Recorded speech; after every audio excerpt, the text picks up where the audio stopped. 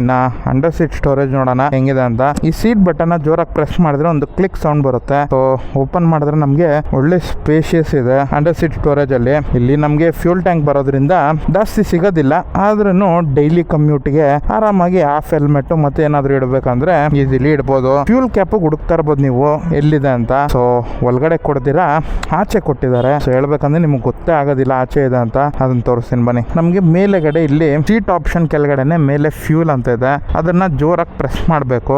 Fuel cap ಇಲ್ಲಿ ಕೊಟ್ಟಿದ್ದಾರೆ. So easily accessible ಇದೆ, ಗಾಡಿಯಿಂದ ಇಳಿಯೋ ಅವಶ್ಯಕತೆನೇ ಇರೋದಿಲ್ಲ.